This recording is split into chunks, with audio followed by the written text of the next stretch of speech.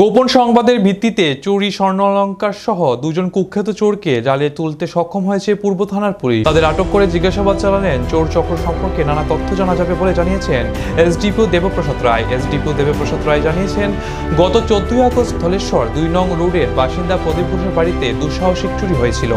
চোরের দল একটি মোবাইল সহ সব স্বর্ণালংকার নিয়ে যায়। পরবর্তী সময়ে বাড়ির মালিক প্রদীপ ঘোষ থানায় মামলা দায়ের করেন। তাছাড়া কিছুদিন যাবৎ বিভিন্ন জায়গা থেকে চুরির অভিযোগ উঠে আসছিল। সেই অভিযোগের ভিত্তিতে পুলিশ তদন্ত শুরু করেছিল। গোপন সংবাদের ভিত্তিতে বিভিন্ন জায়গায় অভিযান চালিয়ে পুলিশ অবশেষে 2 চোরকে জালে তুলতে সক্ষম হয়েছে পূর্ব আগরতলা থানার পুলিশ। সাগর দেবনাথ ও রাজু চাকমা নামে 2 যুবককে আটক করা হয়েছে। তাদের কাছ থেকে একটি মোবাইল সহ স্বর্ণালংকার বাজেয়াপ্ত করা হয়েছে।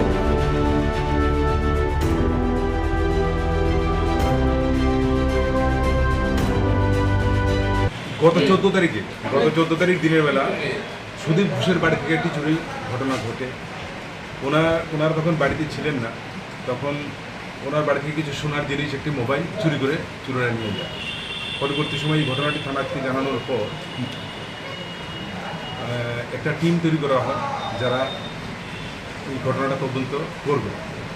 এবং এই ঘটনাটা তদন্ত চলাকালীন সময়েই গোপন সূত্রের খবরের ভিত্তিতে ওসি রানা চ্যাটার্জি এবং তার টিম 2 জন চোরকে ধরতে পারে এবং তাদের কাছ থেকে একটি সোনার চুড়ি, 2টো আংটি এবং একটি ছোটো আংটি এবং মোবাইল সব উদ্ধার করা সম্ভব হয়েছে।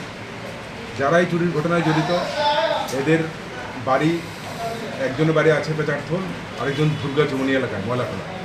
একজন নাম হচ্ছে সাগর দেবনাথ, আরেকজন রাজু চাকমা। এদেরকে আজকে কোর্টে পাঠানো হবে এবং রিমান্ডে আনা হবে।